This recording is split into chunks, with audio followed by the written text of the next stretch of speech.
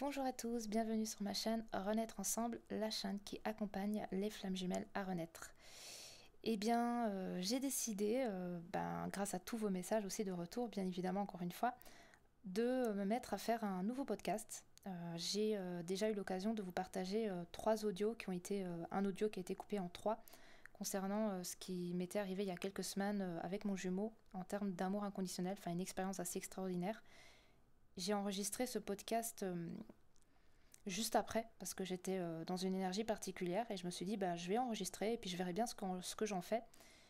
Et j'en avais parlé à plusieurs personnes et ces personnes-là m'ont invité du coup à poster les audios sur ma chaîne et je les ai postés en disant je vais les poster pour ces personnes-là et puis pour moi aussi, comme ça me permet de les écouter si j'ai envie de les écouter, parce que des fois ça fait du bien aussi de s'écouter, hein, c'est bizarre à dire mais ça fait du bien de s'écouter parce que quand ça vient en plus de notre propre voix, ça a un impact assez particulier. En tout cas moi je sais que quand je regarde mes vidéos, j'ai l'impression de me parler à moi-même, c'est assez spécial et ça me fait quelque chose au niveau de ma structure, donc c'est assez intéressant. Et je les ai postés comme ça pour moi avant tout et pour ces personnes qui m'avaient demandé de les poster. Et j'ai eu énormément de retours de votre part en message privé. Et j'ai été étonnée de tous vos messages de gratitude en fait, d'avoir posté ces trois audios-là. Et vous m'avez dit que le format podcast audio vous plaisait beaucoup.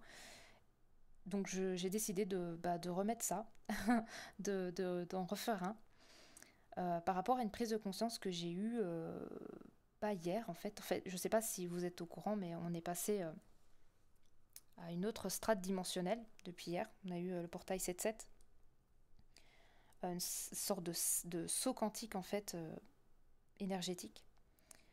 Et ce qui est très marrant, c'est que hier j'étais avec un ami et on discutait et tout ça, et je lui dis mais c'est bizarre, moi ça me fait rien, je sens pas grand chose, etc., etc. Je me suis dit ouais, je sens pas de mouvement chez moi ni rien, j'ai l'impression que moi ça me touche pas. Et ce matin quand je me suis levée, j'ai eu l'impression d'avoir été rebranchée. Alors, je sais pas, c'est assez bizarre hein, de l'expliquer avec des mots, parce que même les mots ne suffisent pas pour exprimer une sensation intérieure. J'ai l'impression d'avoir été débranchée et rebranchée, mais peut-être mieux rebranchée, je sais pas comment l'expliquer. Et d'avoir été rebranchée à moi-même, avec mes profondes inspirations, mes profonds désirs et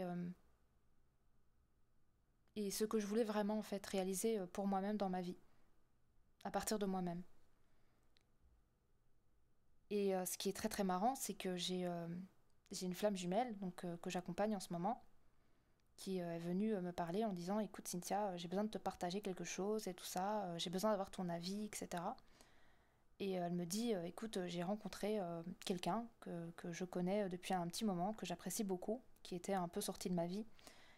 Et cette personne, en fait, elle s'est manifestée dans ma vie et je l'ai vue hier, on a été boire un verre et ça s'est super bien passé et tout ça. J'ai senti vraiment que j'étais vraiment alignée, que j'étais bien et tout ça, et que c'était ok pour moi de partager en fait ce moment avec cette personne. Mais je me pose des questions et je me demande si je suis pas en train de faire une erreur, si je suis pas en train d'être désalignée par rapport à mon lien, par rapport à tout ce qui s'y passe, etc. Et que je suis pas en train de me mentir à moi-même et tout ça. Que c'est pas un test de la source pour me dire est-ce que tu choisis vraiment ton autre, ou est-ce que tu es en train de tomber dans le piège, parce que souvent on pense que c'est des pièges, mais moi j'ai envie de vous dire c'est pas des pièges du tout. Pour moi c'est des synchronicités de la vie, c'est des cadeaux de la vie qu'on vous met sur votre chemin et on vous les propose en fait, hein.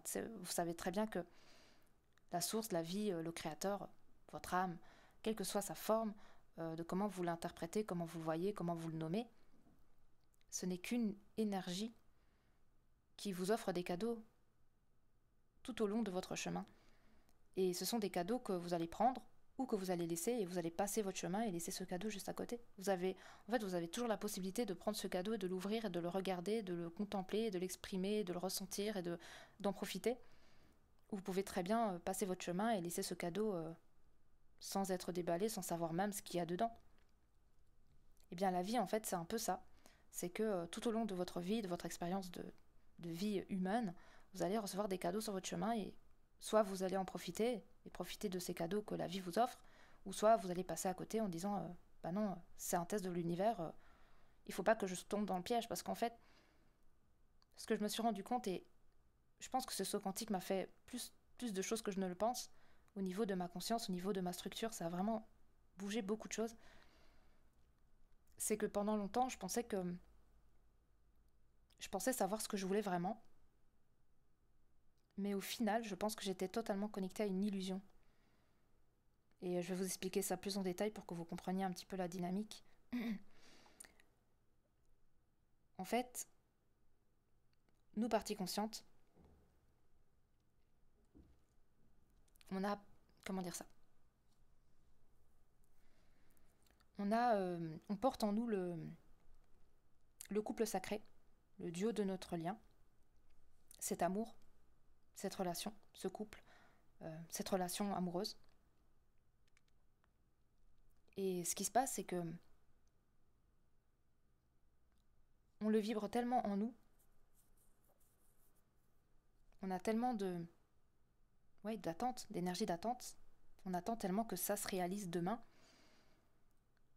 qu'inconsciemment, on se coupe de l'énergie de la vie. Alors, je vais vous expliquer ça plus en détail. C'est que l'énergie de la vie, en fait, elle sait déjà tout. Elle sait elle sait quand ça va se passer, elle sait comment ça va se passer, elle sait tout. Ça, c'est l'énergie de la vie. Et l'énergie de la vie, avant tout, ce qu'elle veut, c'est votre bonheur. L'énergie de la vie, avant tout, ce qu'elle veut, c'est que vous vibrez la joie. Ce qu'elle veut, c'est que vous soyez épanoui. C'est que ce qu'elle a envie de voir, c'est vous voir totalement en train de vous exprimer tel que vous êtes vraiment dans votre couleur personnelle. Et elle sait, la vie, ce que vous avez dans le cœur. Donc plus profond de votre cœur, au-delà de toutes vos peurs, la vie, elle sait ce qui vibre dans votre cœur.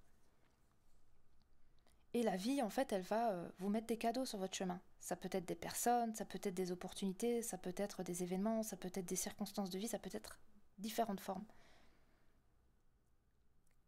Et ce que je me suis rendu compte, c'est que au lieu de voir ces cadeaux de la vie et d'en profiter et de se dire « Waouh, merci la vie de me donner ce cadeau » parce que la vie va toujours vous apporter tous les cadeaux dont vous avez besoin et non pas ceux que vous avez envie. Et c'est ça que je voulais revenir avec vous dessus aussi, c'est que entre les envies de notre ego et les besoins de notre âme et les cadeaux que la vie vous met sur votre chemin pour votre plus grand bien et les cadeaux que vous voulez voir vous sur votre chemin, il y a une sorte de...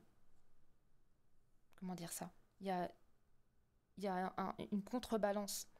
C'est que nous, flammes jumelles, parties conscientes, le cadeau qu'on a envie de voir devant nous, bien évidemment, et on sera toutes d'accord, je pense, et je dis bien toutes parce qu'on est un pourcentage plus important de femmes que d'hommes, que d'être dans cette énergie de partie consciente du lien et en train de faire cette expérience de cette part d'âme là, même si je sais qu'il y a des hommes qui sont parties conscientes, mais pour moi, c'est une plus grande partie, c'est des femmes. Donc si vous êtes un homme, cet audio, ce podcast est bien évidemment fait aussi pour vous. En tout cas, si vous êtes partie consciente, vous allez ressentir ces vibrations à l'intérieur de vous parce que ça vous concerne totalement.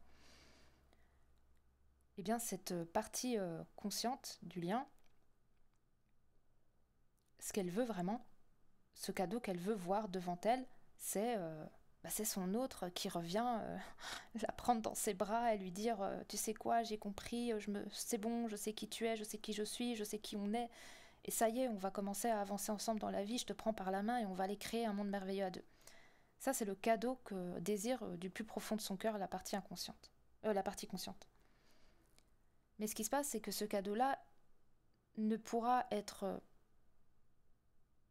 vu sur notre chemin, il ne pourra être mis sur notre chemin que quand la partie inconsciente se sera elle-même réalisée. Et ça peut prendre un certain temps. Eh bien, nous, partie consciente, on est amené à accepter qu'avant de recevoir ce cadeau devant nous, on va devoir déballer tous les cadeaux qui vont être mis sur notre chemin, quelle que soit sa forme. Que ce soit des souffrances qui créent derrière des guérisons, parce que sans souffrance, pas de guérison. Sans guérison, pas d'éveil de conscience. Sans éveil de conscience, pas de réalignement et de reconnexion avec l'âme. Donc en fait, c'est des cadeaux qui vous amènent à d'autres cadeaux derrière. La souffrance crée la guérison crée de la conscience crée de la reconnexion avec l'âme, parce que l'âme c'est la conscience. Une forme de conscience, parce qu'on n'en a pas qu'une. Eh bien, juste accepter que ces cadeaux en ce moment, ils sont de cette forme-là, c'est accepter pleinement les cadeaux de la vie. C'est ça que je me suis rendu compte hier, ce matin. Hier et ce matin, j'ai pas dormi de la nuit. Bon, ça c'est un détail. Ce que je me suis rendu compte, c'est que je m'empêchais de recevoir les cadeaux de la vie parce que je m'attendais à quelque chose de particulier. J'avais une forme d'attente inconsciente de ce que je voulais vraiment recevoir sur mon chemin comme cadeau. Et donc, si ce cadeau n'était pas celui que je veux, celui que je désire, les cadeaux à côté, je les mettais sur le côté. Ah mais non, c'est pas celui-là.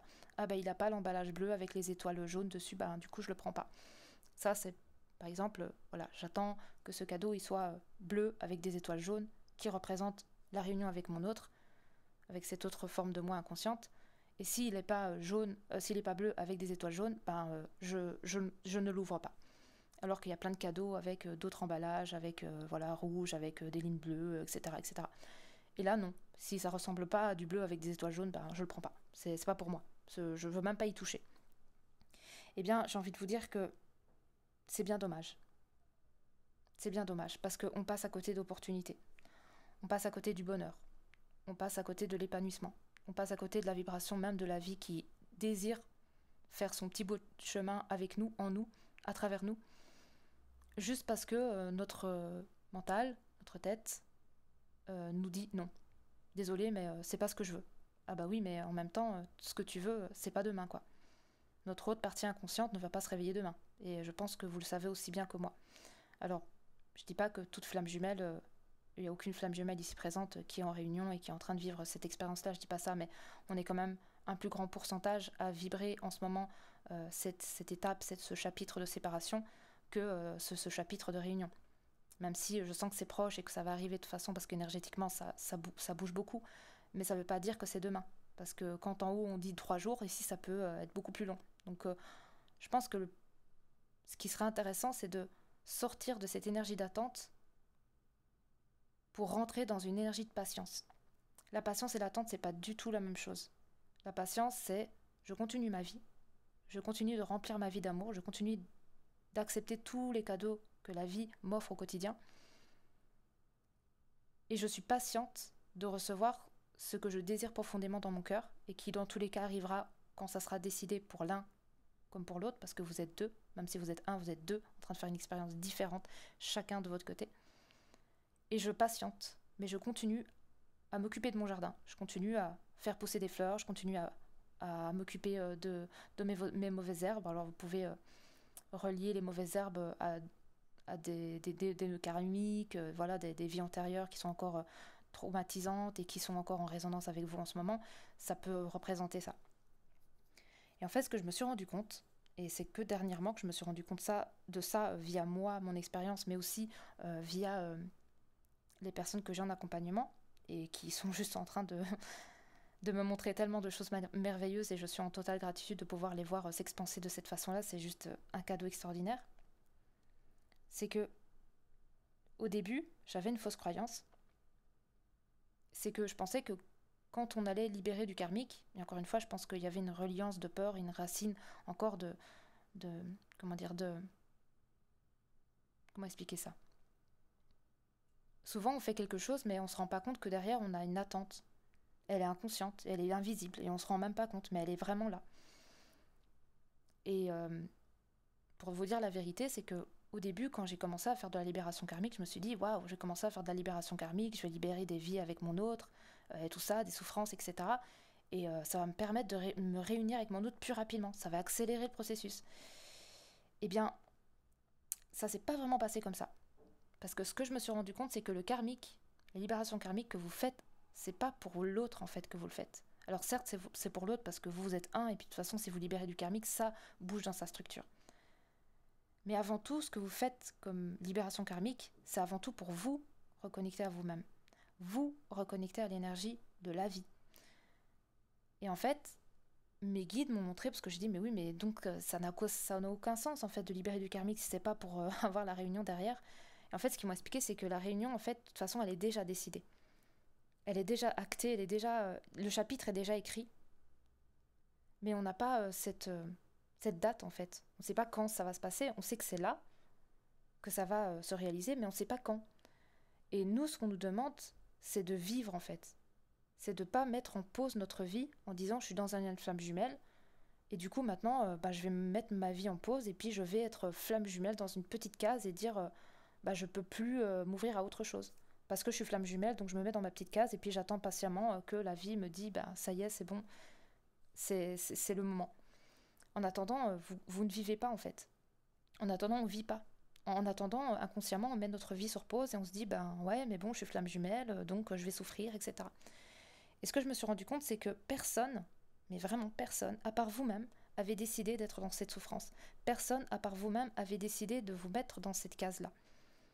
C'est vous-même, avec vous-même, qui avez décidé de vous mettre dans cette case. Personne d'autre. Personne n'a dit, voilà, toi, tes flammes jumelles, tu vas te mettre dans cette toute petite case de flammes jumelles et tu vas vibrer que ça, et tu vas rester toute seule, et tu vas être malheureuse, et tu vas pleurer toutes les larmes de ton corps jusqu'au retour de ton autre. Eh bien, je pense que là, on est justement à côté de quelque chose de extrêmement important à comprendre et conscientiser. C'est que tant que vous allez vous mettre dans cette case de flamme jumelle, en vous mettant dans cette toute petite case de flamme jumelle, en disant je suis flamme jumelle, donc du coup je dois rester toute seule, je dois croiser les bras, je dois faire beaucoup de travail sur moi, et puis c'est en travaillant sur moi que mon autre va revenir, eh bien vous êtes en train de vous sacrifier pour un lien de flamme jumelle qui n'est pas du tout vibrant à ce niveau-là, et qu'au contraire, le lien de flamme jumelle est un lien d'expansion. C'est un outil, un moyen pour vous expanser à vous-même, vous reconnecter pleinement à qui vous êtes et à tous vos potentiels. Et tous vos potentiels, c'est qu'est-ce que je veux créer pour moi maintenant? Qu'est-ce que je veux vibrer? Qu'est-ce que je veux vivre? Qu'est-ce que je veux goûter? Qu'est-ce que je veux vraiment ressentir? Et à partir de là, vous allez recevoir toutes les réponses à vous. Mais en vous déconnectant en fait de cette case de flamme jumelle dans laquelle vous vous enfermez.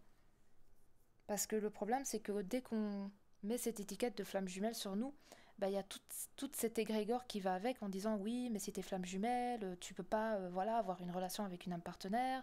Oui, mais si t'es flamme jumelle, tu es obligé de faire un très gros travail sur toi et tu vas devoir travailler jusqu'à la fin de tes jours en espérant que ton autre bouge un tout petit peu et qu'il réalise qui tu es pour revenir après te rejoindre.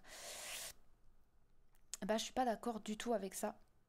Je suis pas du tout d'accord avec ça parce que pour moi, on se fourvoie dans une illusion qui est de souffrance, parce que on l'a décidé en fait de vibrer cette souffrance, d'être dans cette petite case de flamme jumelle et se dire maintenant que je suis une flamme jumelle, je ne mérite que la souffrance, je ne mérite que d'être pas bien, d'être seule, d'être perdue en pause dans ma vie, d'être en train de perdre la tête parce que je sais pas tout ce qui m'arrive là, je comprends pas, ça me dépasse, etc. Et ce que je me suis rendu compte, du coup, avec justement les accompagnements que j'ai en ce moment avec les flammes jumelles qui libèrent du karmique durant nos séances, c'est que, avant tout, le karmique, la libération karmique, ça permet quoi? Eh bien, ça vous permet, et ça, mes guides m'ont montré en images, comment dire ça? Mais je pense que je ferai une vidéo où je ferai un petit dessin pour vous expliquer. C'est comme si, vous et votre autre, vous n'êtes pas la première incarnation de votre âme. Vous avez une très très grande histoire à deux. Et en faisant de la libération karmique, c'est comme si vous déliez en fait des fils qui sont accrochés entre vous et vous dans cette partie inconsciente de vous-même. Donc dans ces deux corps, ces deux corps sont liés par rapport à des fils. C'est des fils invisibles bien évidemment, c'est des liens énergétiques. Eh bien ces liens énergétiques, ils vous empêchent de vibrer pleinement qui vous êtes. Alors pourquoi je vous explique ça? Parce qu'il m'est arrivé une régression avant-hier. Alors c'était, je pense, l'une de mes régressions les plus violentes. Et dans cette régression, j'ai revu une vie où j'étais une femme qui avait je sais pas, en tout cas moi je l'ai vue, elle avait quasiment mon âge, c'est ça qui est extrêmement marrant. Et en fait, j'étais avec mon autre dans une vie où mon autre était totalement inconscient. Et quand je vous dis inconscient, c'est genre inconscient à 100%. Et moi, j'ai pas réussi à lui montrer qui j'étais. J'ai pas réussi, j'ai tout fait, mais ça n'a pas fonctionné. Et je suis tombée malade d'amour. Et oui, ça existe. Ça existe vraiment. Tomber malade d'amour, ça existe vraiment. Et beaucoup de flammes jumelles tombent malades d'amour. C'est pour ça que je tenais à vous passer ce message. C'est vraiment important. Je pense que j'ai pas fait cette régression, j'ai pas libéré ça pour rien. Je pense que c'est un message aussi que je devais vous passer. Beaucoup de flammes jumelles tombent malades d'amour. Et ça peut devenir très grave. Ça peut devenir une maladie. Le mal a dit, le corps réagit. Eh bien, je me suis vue en fait tomber malade d'amour pour lui. J'étais une personne qui était totalement équilibrée, en harmonie avec moi-même. J'avais une vie qui me plaisait, j'étais bien. Et j'ai rencontré cet homme qui était mon autre. Et quand je l'ai rencontré, je suis tombée éperdument amoureuse de lui, mais d'une façon obsessionnelle. J'étais love, love, love, love, love, plus, plus, plus. C'était ma raison de vivre, c'était mon oxygène, c'était tout. En fait, c'était vraiment quelque chose de complètement fou. Et mon autre, à cette époque-là, donc dans cette vie-là, lui ne me voyait pas ça comme ça. Lui, il m'appréciait, il sentait qu'il y avait une certaine connexion, mais il n'envisageait pas du tout une relation d'amour avec moi. Euh, et il me repoussait, et il me rejetait. Et moi, ça me faisait extrêmement mal. Et en fait, ce qui s'est passé, c'est que il s'est mis avec une autre femme, donc il s'est mis en couple, il s'est même marié avec cette femme. Et donc il a carrément décidé de tourner la page sur moi. Et moi, je l'ai extrêmement mal pris. J'ai perdu la tête en fait. Je suis tombée dans une sorte de psychose émotionnelle. Je sais pas vraiment ce que c'était, une sorte de maladie émotionnelle, amoureuse, je sais pas quoi. Et j'ai complètement perdu la tête. Et j'ai pensé qu'en fait, j'étais devenue folle. C'était moi qui avais un problème. Et à chaque fois, je lui disais t'inquiète pas, je suis folle, c'est normal, excuse-moi, excuse-moi. Et j'étais toujours en train de m'excuser. Et en fait, j'étais vraiment, vraiment tombée très, très bas dans ma folie amoureuse pour lui. Et lui, ce qu'il faisait, qui me rendait extrêmement malheureuse et encore plus en souffrance, mais que j'ai accepté encore une fois, parce que ben, dans ce lien, on vit beaucoup de choses, même si c'est des choses qui sont très inconfortables, eh bien, j'ai accepté de rester amie avec lui. Ça m'a fait énormément souffrir, surtout quand je le voyais avec sa femme. Et il m'invitait à manger avec eux. Donc, en fait, on faisait des repas de famille. Et moi, j'étais. Mais je sais pas comment vous expliquer. J'étais plus que le reflet de moi-même. Je faisais comme si de rien n'était. Je souriais alors que j'avais pas envie de sourire. Je me rapprochais de sa femme pour avoir un semblant de connexion avec lui. Je faisais des crises, des grosses crises à certains moments. Il disait à ses parents que j'étais folle. Devant tout le monde, il disait que. Il disait je suis désolée, elle a des problèmes psychologiques et tout ça, mais elle n'est pas méchante, mais elle a juste perdu la tête. Voilà. Et j'ai tout vu, hein. J'ai tout entendu, j'ai tout ressenti, j'ai tout vu. Et en fait, c'était très dur pour moi de voir ça. Mais je pense que c'est la vie la plus traumatisante. Même si j'en ai revécu des très fortes. Mais là, je pense que c'est une des réelles traumatisantes. Parce que je la portais comme une seconde peau sur moi. Faut savoir que j'ai vécu pendant un an et demi, quasi, avec mon autre, dans une maison, en colocation. J'ai vécu ma lueur de l'âme au mois de juin, en sa présence également. Et en fait, j'ai revécu exactement la même chose. Exactement la même chose. J'ai perdu la tête. Je suis tombée malade d'amour. J'ai perdu environ 6-7 kilos. Je mangeais plus, je dormais plus, je buvais plus. Enfin, je vivais plus, quoi. J'étais une loque. Et mon autre pourra confirmer que ça a été extrêmement dur en cette période. J'avais plus envie de vivre. Plus du tout. Et en fait, très souvent, euh, quasi tous les jours, surtout quand je mangeais, c'était bizarre. Enfin, quand j'essayais du moins de manger, parce que je mangeais pas. Je me mangeais 2-3 fourchettes pour pas tomber par terre, sinon je m'écroulais. J'avais des cris dans ma tête. Mais des cris... t'as l'impression que t'es en train d'égorger quelqu'un. Eh bien, quand j'ai fait ma régression, là, et que j'ai revu cette vie, j'ai compris que c'était son cri à elle. C'était son SOS, en fait. C'était un SOS de cette vie-là. Et j'en ai parlé avec Émilie, qui travaille avec moi, qui est canal multidimensionnel. Je lui ai parlé de cette régression, et je lui ai dit... j'ai l'impression que c'était cette vie-là qui me criait à l'intérieur de moi, et elle a confirmé que c'était le cas. Et elle m'a dit que cette vie-là, c'était comme une seconde peau. J'ai vraiment en mode, elle prenait quasiment toute la place de moi, toute la place en moi. Et j'ai libéré cette vie. J'ai lâché tout ce que j'avais lâché, parce que je pense que mon corps émotionnel, il en avait gros sur la patate de vibrer ça. Et je m'en rendais pas compte. Parce qu'elle était tellement... c'est comme Milly m'a dit, elle était tellement présente en toi qu'en fait, tu n'arrivais pas à voir qu'elle était là, quoi. Tellement elle était fusionnée en toi, quoi. C'était limite ta deuxième identité. Limite, elle prenait même plus d'identité que... Enfin, elle prenait encore plus de place dans ton identité que ta propre identité propre à toi, en tant que Cynthia. Et là, j'étais choquée. J'ai fait, mon Dieu. Ça vient donc de là. Parce que je peux vous dire que durant ma lunaire de l'âme, j'ai l'impression que j'étais dans un état second. Et je sais que mon autre a eu, je pense, extrêmement mal au cœur de me voir dans cet état-là. Et à chaque fois qu'on était en séparation et qu'on vivait des conflits, je tombais dans un état second. Je tremblais, je pleurais, je n'arrivais plus à respirer. Je devenais folle. Je perdais toute maîtrise de mon corps. Et je vous assure, c'est pas une blague. Et j'ai jamais vécu ça de toute ma vie. Et j'ai commencé à avoir très peur de moi et me penser même folle à un moment. Mais j'ai eu de la chance que la vie a décidé que mon autre, incarné dans ce corps de Manu, ne soit pas dans l'inconscient total du lien.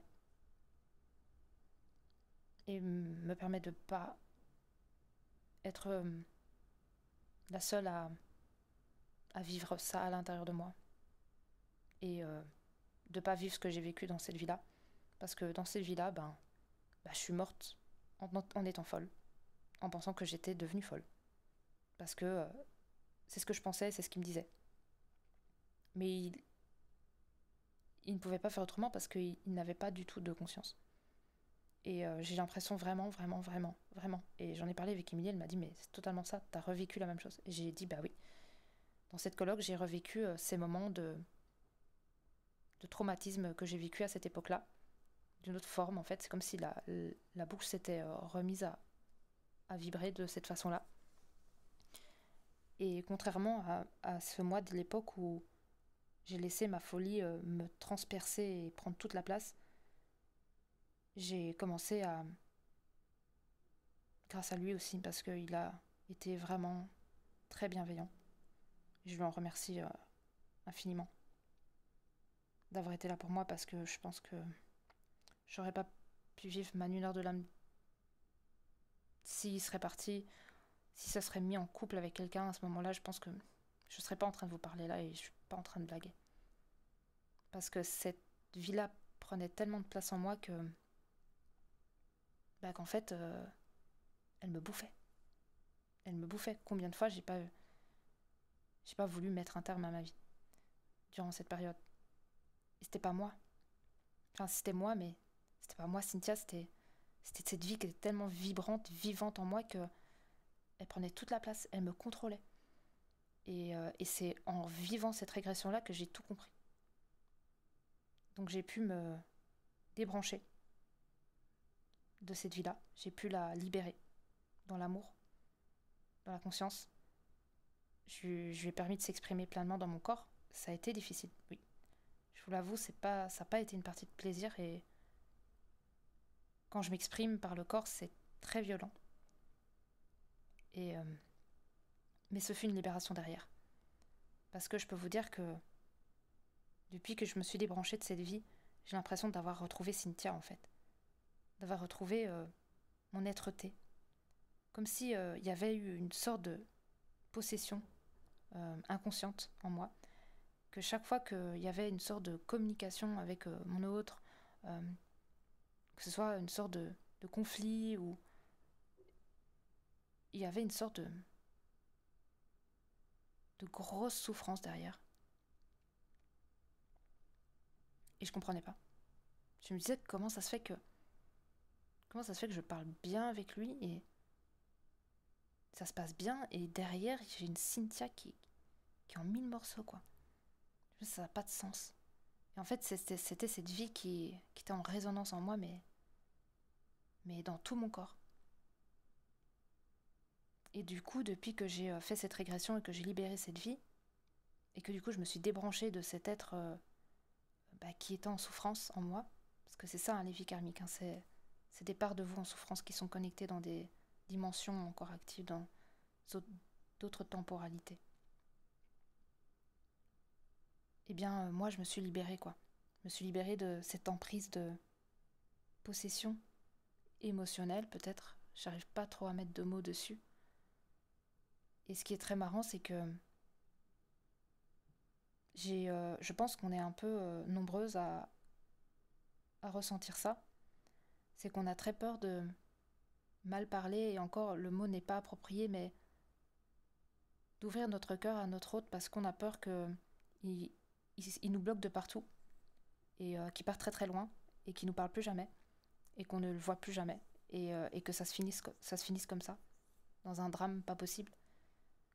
Et donc on s'empêche d'ouvrir notre cœur sur ce qu'on est vraiment, sur ce qu'on vit vraiment et sur ce qu'on veut vraiment à travers notre lien. Et pour moi c'est la pire chose à faire. Mais je me suis rendu compte que j'aurais jamais pu exprimer ce que je suis aujourd'hui sans avoir été sourcée toutes ces vies qui me connectaient encore à des temporalités de moi-même qui étaient encore actives dans des dimensions et qui étaient en train de souffrir à travers une vie que j'avais vécue avec mon autre. Et plus je libère en fait ces fils, et plus en fait ça me permet de me libérer de cette emprise du lien de couple sentimental dans la matière qui me maintient dans de la souffrance. Parce que, en tout cas pour ma part, je ne pourrais jamais être amie avec mon autre. Je ne pourrais jamais me contenter d'une amitié avec mon autre. Ça n'est pas possible pour moi. Après ce que j'ai vécu avec lui dans la matière, et peut-être que c'est pour ça, je ne peux me permettre, je ne peux arriver à vivre bien une relation d'amitié avec mon autre. Ça n'est pas possible. Ça n'est pas possible. Et ce qui s'est passé, c'est que j'ai osé lui dire ça.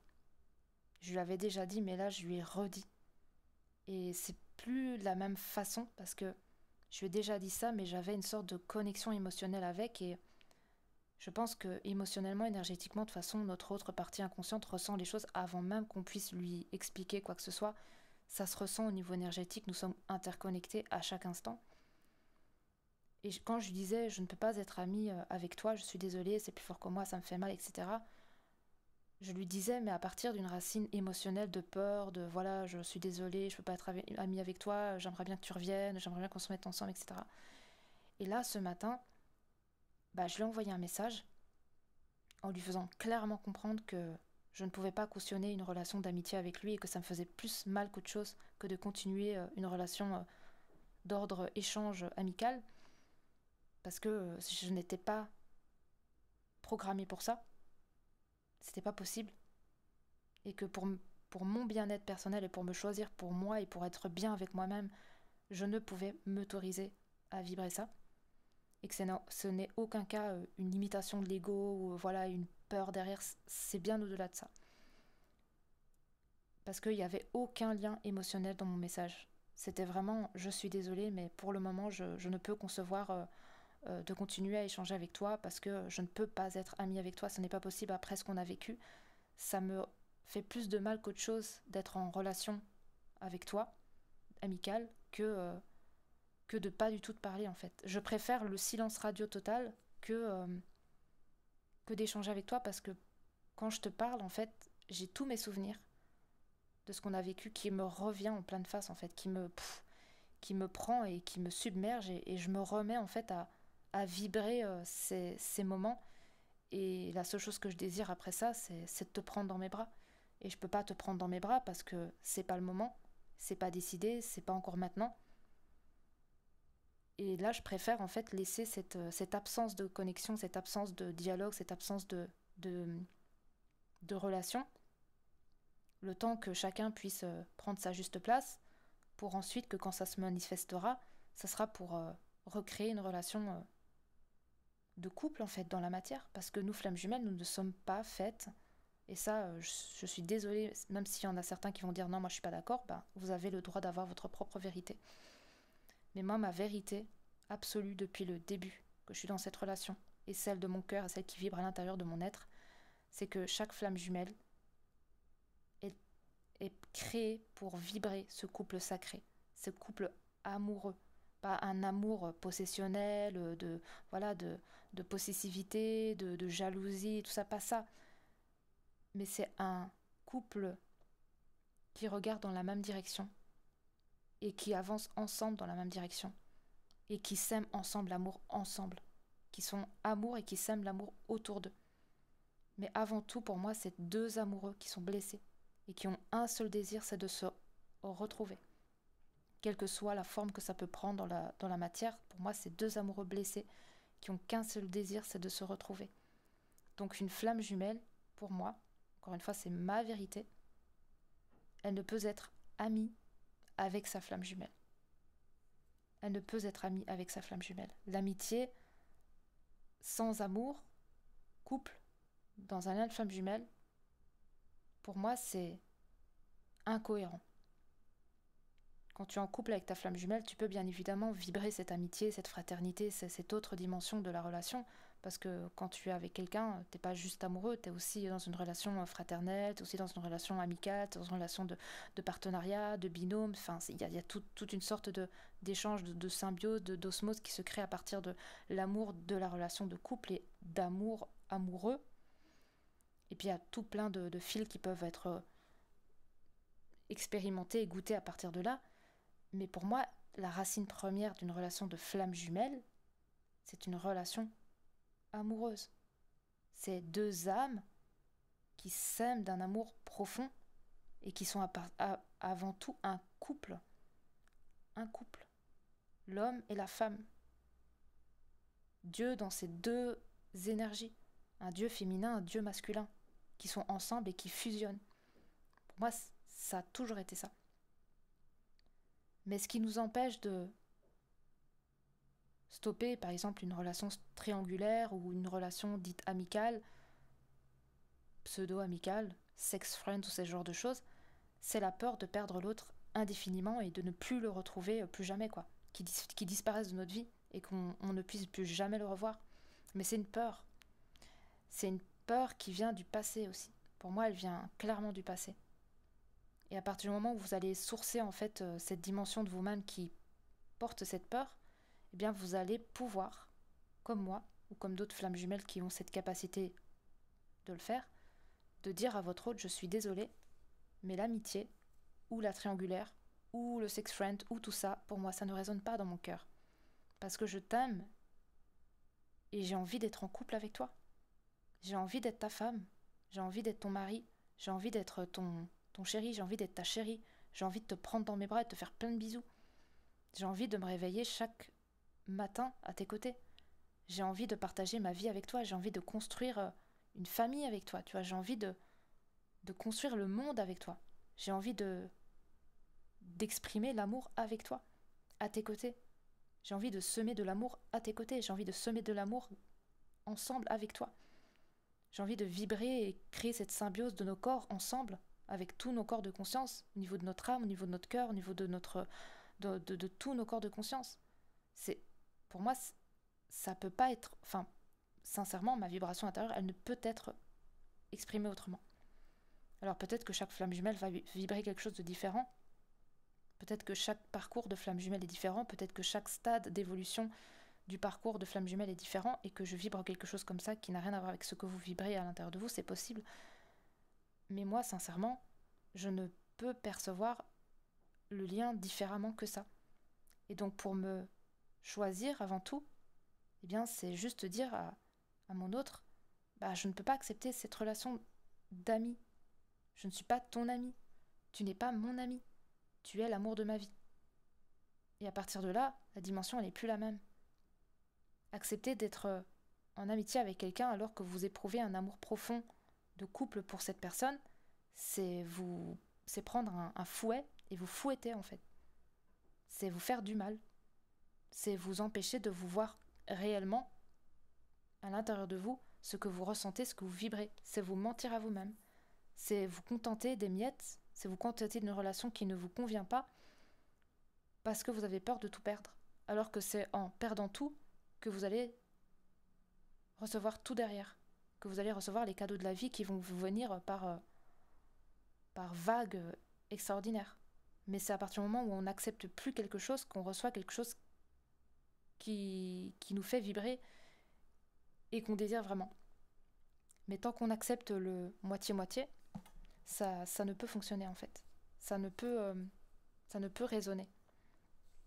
Je pense que je vais vous faire un autre podcast juste après, par rapport à justement une autre prise, enfin pas de prise de conscience, mais un autre sujet très important aussi par rapport à comment ça se match inconsciemment au niveau de ces deux énergies que j'ai remarqué par moi-même et par les personnes que j'accompagne en ce moment et qui me permettent de voir aussi davantage cette dynamique et que franchement c'est assez extraordinaire. Je vais vous faire un autre podcast pour vous expliquer ça.